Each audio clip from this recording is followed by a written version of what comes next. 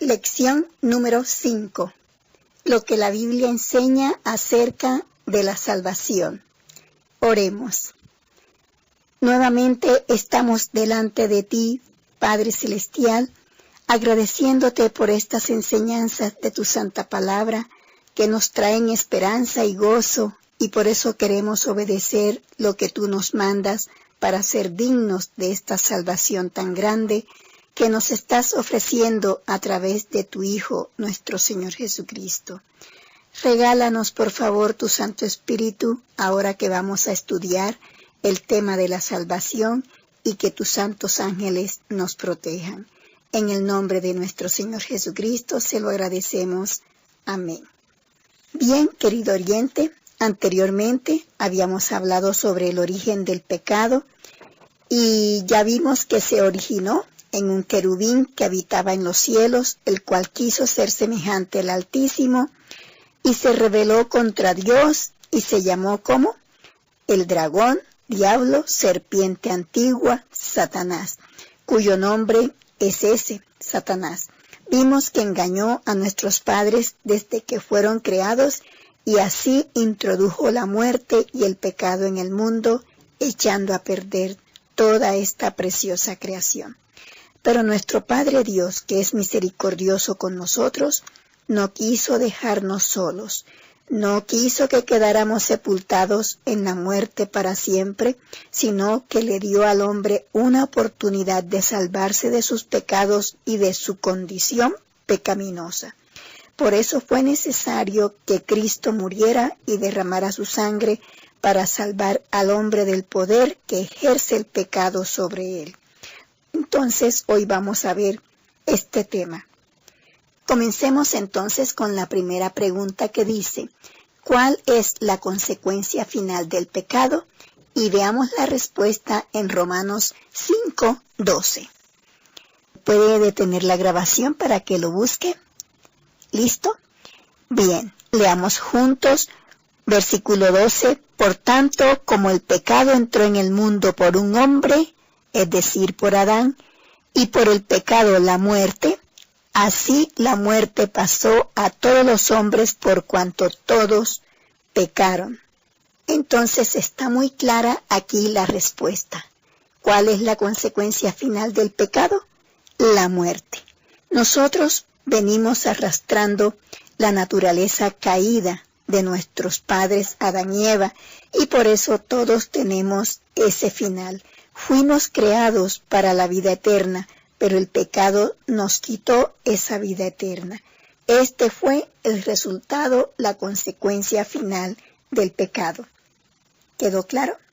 Amén. Sigamos entonces con la segunda pregunta. ¿Puede el hombre resolver el problema del pecado? Y buscamos la respuesta en Jeremías 2, versículo 22. ¿Puede buscarlo? Y leamos juntos. Aunque te laves con lejía y amontones jabón sobre ti, la mancha de tu pecado permanecerá aún delante de mí, dijo Jehová el Señor. Es decir, aunque nosotros nos lavemos con ceniza y con jabón y nos restreguemos todo el cuerpo, la mancha del pecado permanecerá delante de nuestro Dios. ¿Por qué? Porque el pecado no está en la piel, lo llevamos pegado en nuestra alma, en todo nuestro ser. No podemos quitarlo ni con ceniza ni con jabón. La pregunta es, ¿y cómo lo quitaremos? ¿Cómo nos libraremos del pecado? De ninguna manera nosotros podemos resolver el problema del pecado. El pecado, como decía antes, lo llevamos pegado en el alma. Por eso el apóstol Pablo, mire lo que dice en Romanos 7, 18 al 20. Así dijo el apóstol Pablo. Y yo sé que en mí, esto es en mi carne, no mora el bien, porque el querer el bien está en mí, pero no el hacerlo. Versículo 19. Porque no hago el bien que quiero, sino el mal que no quiero, eso hago. Y si hago lo que no quiero, ya no lo hago yo, sino el pecado que mora en mí. Esto está grave, porque el mismo Pablo tuvo luchas internas para no pecar. Todo esto indica que nosotros tenemos el pecado muy dentro del alma y contamina todo nuestro ser, espíritu, cuerpo y alma. Usted ya puede poner, como respuesta, puede poner allí de la pregunta número 2, ¿puede el hombre resolver el problema del pecado? No, de ninguna manera. Bien, ahora vamos a ver la tercera pregunta. ¿Qué provisión hizo Dios para salvarnos? Y vamos a ver la respuesta en 2 citas, en Juan 3:16 y en Mateo 20:28. Vamos a leer la primera cita, Juan 3:16, que podrá buscar deteniendo la grabación. ¿Listo? Vamos a leer. Porque de tal manera amó Dios al mundo, que ha dado a su Hijo unigénito, para que todo aquel que en él crea no se pierda, mas tenga vida eterna. En otras palabras, querido oyente, Dios tuvo un grande amor para con nosotros, porque mire que proveyó al hombre un Salvador para que lo libre del poder del mal, del poder del maligno, del poder del pecado y del poder de la muerte eterna. Así que el hombre ya no está solo. Nosotros no estamos solos, ya no estamos irremediablemente perdidos. Cristo nos hizo libres y nos salvó del pecado. El hombre ya no tiene excusa para seguir revolviéndose en el pecado. El mismo Señor Jesús lo dijo: si yo no hubiera venido ni les hubiera hablado, no tendrían pecado, pero ahora no tienen excusa por su pecado. Usted puede leerlo en Juan 15, versículo 22. Y no hay excusa porque ya Cristo vino y su sangre todopoderosa limpia y salva del poder del maligno. Su santa sangre está disponible para todo aquel que lo busque y lo acepte como su Salvador personal. ¿Por qué seguir siendo esclavos del diablo? El diablo llena al hombre de odios, pleitos, envidias, lujurias, mentiras, idolatrías, agüeros, iras, en fin, de toda clase de pecado lo llena, ¿cierto? Así que vayamos más bien a Cristo por fe y librémonos de todos estos pecados que solamente nos traen enfermedad, depresiones, tristeza y muerte eterna. ¿Cuál sería la respuesta allí? ¿Qué provisión hizo Dios para salvarnos? Nos dio a su Hijo Jesucristo. Amén, porque de tal manera amó Dios al mundo que nos dio a su Hijo Jesucristo. Vamos a ver la otra cita en Mateo 20:28. Dice así: como el Hijo del Hombre no vino para ser servido, sino para servir y para dar su vida en rescate por muchos. Amén, amén. Bien, pasemos entonces a la cuarta pregunta. ¿Cómo describió Jesús su misión? Y vamos a leer la respuesta en Lucas 19:10. Puede buscarlo y leamos juntos. ¿Listo? Dice: porque el Hijo del Hombre vino a buscar y a salvar lo que se había perdido. Esto lo dijo el propio Señor Jesús. ¿Y qué fue lo que se perdió? Cuando el hombre pecó, querido oyente, se perdió la comunión con Dios. Ellos hablaban cara a cara con Dios y dejaron de ver a Dios. No solamente perdimos la comunión directa con Dios, sino que también perdimos la vida eterna. Y por eso Cristo quiere restaurarnos a la imagen de Dios, porque perdimos la imagen de Dios en nuestro ser, en nuestros rostros. También perdimos el vestido de luz y nos volvimos carnales. Nosotros no necesitábamos vestidos de tela como hoy en día, no. Ellos estaban vestidos de luz, por lo tanto, tan pronto pecaron, desapareció ese vestido de luz que era la justicia de Cristo en ellos puesta. Se vieron desnudos y fue grande el susto. Entonces perdimos el dominio del planeta. Adán dejó de ser el príncipe de este mundo y definitivamente se esclavizó o nos esclavizó a este enemigo de Dios, llamado Diablo y Satanás. Entonces, nuestro Señor Jesucristo describió su misión en esta tierra como que vino a buscar y salvar lo que se había perdido. No solamente se perdió el hombre de la santidad, sino también toda la creación gime a una. Todo esto completamente se dañó. Nuestro Señor Jesucristo, Él quiso pues ser humano como nosotros para alcanzarnos y ser divino, ser Dios para salvarnos. Así que ni siquiera la sangre de un ángel podía rescatar al hombre. El daño fue grandísimo, que vino el mismo Hijo de Dios a restaurarnos a la vida eterna, ¿cierto? Porque habíamos muerto. Si no hubiera venido nuestro Señor Jesucristo a morir y resucitar, nosotros solamente moriríamos y no tuviéramos ninguna esperanza.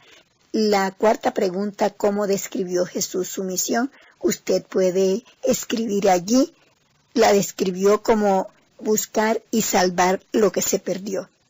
Así cortico porque el espacio es reducido. Bien, vayamos a la quinta pregunta. ¿Cometió Jesús algún pecado? Y veamos la respuesta en Hebreo 4:15. Porque no tenemos un sumo sacerdote que no pueda compadecerse de nuestras debilidades, sino uno que fue tentado en todo según nuestra semejanza, pero sin pecado. ¿Cómo le parece? Tenemos un gran sumo sacerdote en el cielo que se compadece de nuestras debilidades y fue tentado en todo, pero no cayó en ninguna tentación y fue sin pecado, porque tenía que hacer una ofrenda perfecta. Si hubiera cometido algún pecado, no hubiera podido salvarnos porque no hubiera sido una ofrenda perfecta delante del Padre Celestial. Pero gloria a Dios, querido oyente, que nuestro precioso Salvador fue hecho hombre, pero sin pecado. Amén. La respuesta a la quinta pregunta, ¿cometió Jesús algún pecado? Puede usted poner allí no. Amén. Bien, continuemos con la sexta pregunta. ¿Cómo pagó Jesús nuestra deuda? Y tenemos dos citas que leer. Isaías 53, del 3 al 7, y Primera de Pedro, capítulo 1, versículos 18 y 19. Vamos a leer la primera cita. Isaías 53, 3 al 7. Puede buscarla. ¿Listo? Vamos a leer Isaías 53, del 3 al 7. Dice así. Despreciado y desechado entre los hombres, varón de dolores, experimentado en quebranto, y como que escondimos de él el rostro, fue menospreciado y no lo estimamos. Ciertamente llevó él nuestras enfermedades y sufrió nuestros dolores, y nosotros le tuvimos por azotado, por herido de Dios y abatido. Versículo 5. Mas él herido fue por nuestras rebeliones, molido por nuestros pecados. El castigo de nuestra paz fue sobre él, y por su llaga fuimos nosotros curados. Versículo 6. Todos nosotros nos descarriamos como ovejas, cada cual se apartó por su camino, mas Jehová cargó en él el pecado de todos nosotros. Versículo 7. Angustiado él y afligido, no abrió su boca. Como cordero fue llevado al matadero, y como oveja delante de sus trasquiladores, enmudeció y no abrió su boca. ¿Cómo le parece, querido oyente? Qué triste es este capítulo de Isaías 53. Usted con calma podrá leerlo todo hasta el versículo 12. Es doloroso lo que pasó nuestro Señor Jesucristo. Nosotros no alcanzamos a comprender sino medio de todo el dolor. No tanto es la Escritura lo que dice aquí, sino lo que toda esta Escritura se cumplió en él. Fue muy doloroso habernos salvado en aquella cruz nuestro Señor Jesucristo. Así fue como murió nuestro Salvador. Nosotros éramos los que merecíamos morir así, pero Jesús, nuestro Salvador, fue nuestro sustituto, tomó nuestro lugar con tal de resucitar y traernos de nuevo a la vida eterna que habíamos perdido. Bendito sea el Señor por su amor por nosotros. Entonces, la respuesta a la sexta pregunta, ¿cómo pagó Jesús nuestra deuda?, puede poner allí con su muerte en la cruz. Quiero decirle algo. La pregunta dice, ¿cómo pagó Jesús nuestra deuda? ¿Es que acaso nosotros, la humanidad, nos endeudamos con Dios? Resulta que Dios le entregó a Adán y a Eva toda la creación. Le entregó la tierra para que la cuidase, la labrase y señorease sobre ella y sobre todos los animales y los seres vivientes. Pero ¿qué hizo Adán y Eva? Hasta cuando pecaron, fueron cuidadosos. Cuidaron la tierra, la labraron y señorearon sobre ella. Pero tan pronto pecaron y sin percibirlo, se la entregaron a este ser maligno llamado Diablo y Satanás. Todo lo que el Creador le había prohibido, ellos hicieron. Y la creación se deterioró a causa del pecado de Adán. Fíjense que Eva come el fruto por primera vez y no se desaparece el vestido. Ahí no entra el pecado a la creación, sino cuando Adán come. ¿Por qué? Porque Adán era el señor de la tierra, el príncipe de este planeta. De esta forma se endeudó Adán y Eva con Dios y debe rendirle cuentas porque toda la creación gime a una. Y no solamente Adán y Eva, sino que todos nosotros los descendientes tenemos que rendirle cuentas a nuestro Dios. Dice allí en la Escritura, creo que es Romanos 8, 22 al 23, dice que toda la creación gime a una y está con dolores de parto hasta ahora, y no solo ella, sino también que nosotros gemimos, esperando la adopción y la redención de nuestro cuerpo. Nuestro Señor Jesucristo, el Hijo de Dios, se presentó ante el Padre y se ofreció Él mismo para pagar la deuda del hombre, lo que tuvo que hacer el Hijo de Dios para traer de nuevo la vida eterna al hombre, muy doloroso. Y eso es lo que entendemos por cómo se endeudó el hombre, pecando contra Dios. Ahora sí vamos a leer Primera de Pedro 1, versículos 18 y 19. Sabiendo que fuisteis rescatado de vuestra vana manera de vivir, la cual recibisteis de vuestros padres, no con cosas corruptibles como oro o plata, sino con la sangre preciosa de Cristo, como de un cordero sin mancha y sin contaminación, versículo 20, ya destinado desde antes de la fundación del mundo.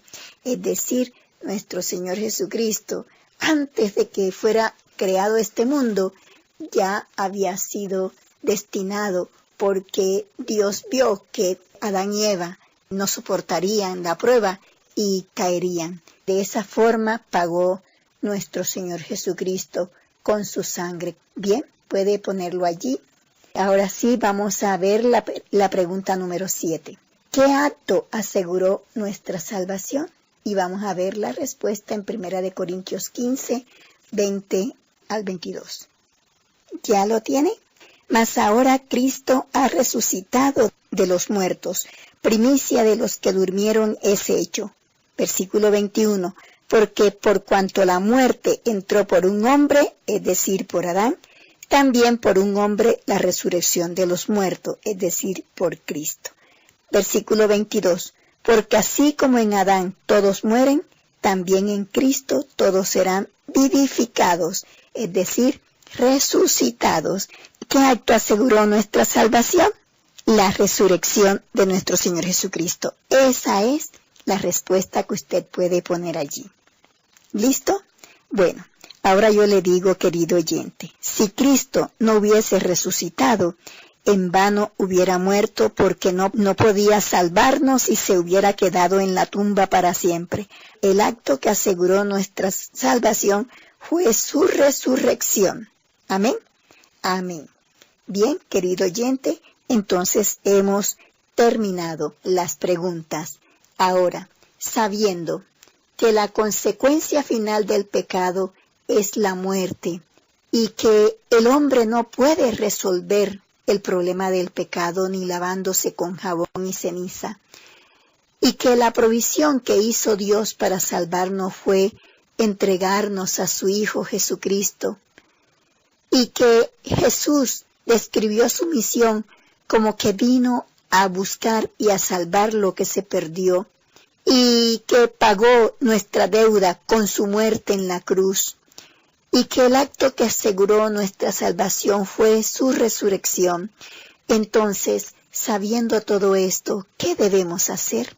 Primero, creer en Jesús. Y vamos a ver Hechos 16, versículos 30 y 31. Dice así: y sacándolos, les dijo: Señores, ¿qué debo hacer para ser salvo? Y ellos dijeron: cree en el Señor Jesucristo, y serás salvo tú y tu casa.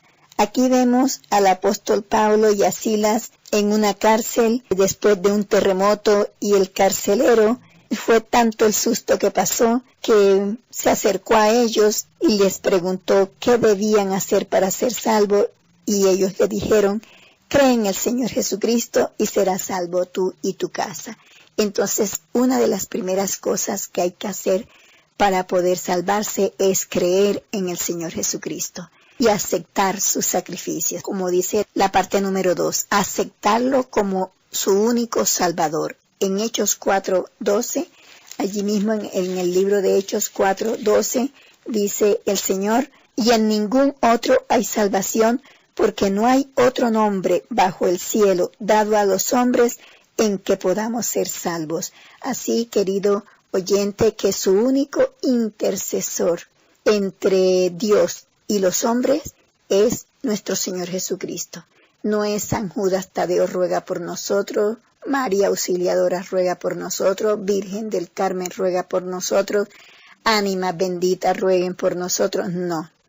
El único que ruega por nosotros delante del Padre Celestial, mostrando sus manos, sus heridas que tiene de los clavos, es nuestro Señor Jesucristo. Nadie puede hacer eso, absolutamente. A Él es el único que usted puede rogarle a nuestro Dios en el nombre de su precioso Salvador. ¿Por qué? Porque Él intercede delante del trono de Dios por nosotros los pecadores. Amén. Amén. Tercero, abrirle la puerta del corazón. En Apocalipsis 3:20 hay un llamado que el mismo Señor Jesucristo le hace a usted y a cada uno de nosotros los humanos. Apocalipsis 3:20 dice así: He aquí, yo estoy a la puerta y llamo. Si alguno oye mi voz y abre la puerta, entraré a él y cenaré con él y él conmigo. Aquí la puerta se está refiriendo a la puerta de su corazón. Nuestro Señor Jesucristo dijo en una ocasión: si yo fuere levantado de la tierra, a todos atraeré a mí mismo. Él está atrayendo, está la puerta del corazón llamando, y si alguno oye su voz y abre la puerta del corazón, entonces Jesús entrará a él, cenará con él y él con usted. Entonces ha de abrirle la puerta del corazón a nuestro Señor Jesucristo. Bien, ya hemos terminado esta lección y vamos a ver lo siguiente. Voy a leerle aquí el siguiente mensaje que tengo. Si un niño cae en un precipicio, su padre hará todo lo posible para rescatarlo. Si es raptado ese niño, su padre pagará cualquier suma para rescatarlo. Si está enfermo, contratará el mejor médico, ¿cierto? Bueno, así fue con Dios. Dios perdió a sus hijos. Fueron raptados por Satanás, cayeron en el precipicio del pecado y quedaron enfermos. Pero Dios, como buen padre, tomó las medidas para salvarlos. El rescate de la humanidad costó nada menos que la muerte y el derramamiento de sangre preciosa del Hijo de Dios. Eso está en 1 de Pedro 1, 18 al 19. Pero aquí dice: pero el hombre no quiere entender esto. El hombre huye de Cristo su Salvador. Por eso está extraviado. Pero lo extraño es que muchos están conscientes de su desvío, como dice Romanos 1:20. No toman en cuenta su Salvador, no porque Él está lejano, sino porque se deleitan en sus pecados y aborrecen la corrección. Su desvío no es de ignorancia de Dios, sino de su rechazo consciente hacia el Salvador.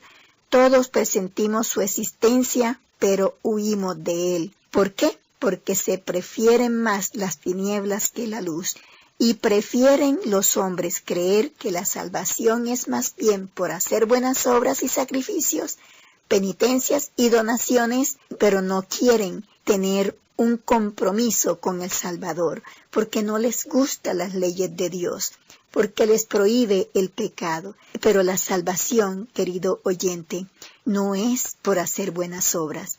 Para ser salvo solamente se necesita tener fe, creer en el Señor Jesús, aceptar su sangre expiatoria que derramó en la cruz para la salvación de los hombres. Cuando el hombre cree esto y lo acepta, debe creer por fe que ha sido salvo y aceptado en el trono de la gracia, y esto le traerá bienestar espiritual. La salvación es por fe. Amén. Dice en Efesios 2, versículos 8 y 9, por gracia sois salvo por medio de la fe, pues es don de Dios, no por obras para que nadie se gloríe. Es decir, es un regalo de Dios que nos ha dado la salvación. Amén. Amén. Lo invito, querido oyente, que usted también reciba a Cristo como su precioso Salvador. Bien, hemos terminado. Vamos de cristianismo práctico. Dice aquí, recomendar un amigo, familiar o vecino para estudiar la fe de Jesús. Iniciar asistencia al grupo pequeño. Si ya usted está asistiendo a una iglesia adventista del séptimo día, fíjese a ver qué grupo pequeño hay cerca de su hogar y invite a un familiar o a un vecinito o regálele este CD que usted está oyendo. Puede sacar una copia para que lo pueda compartir. Bien, ahora su resolución, querido oyente. ¿Cree que Jesús murió por usted? ¿Lo acepta como su único Salvador? ¿Le entrega su vida y su corazón? Si es así, entonces usted puede firmar delante de Dios esta resolución suya. Y no se le olvide leer y hacer el estudio adicional que está detrás de esta lección. Amén. Amén. Vamos a orar. Bendito sea nuestro precioso y suficiente Salvador, el Señor Jesucristo, por habernos amado tanto hasta el punto de recibir la ira de Dios y la muerte que nosotros merecíamos por haber pecado. Gracias, Señor Jesús. Nuestra vida te ofrendamos lleno de gratitud, porque ahora no recibiremos la ira de Dios en el día del juicio, porque ya tú nos ayudaste a recibirla por nosotros. Además, nos has ayudado a vencer cada día como tú venciste, y nos animas a perseverar sin estar pecando voluntariamente. Queremos llegar al reino de Dios tomados de tu mano, Señor. No nos sueltes, por favor, y quédate en nuestros corazones. Ayuda, por favor, a esta ovejita tuya que estudia tu palabra para que le suplas todo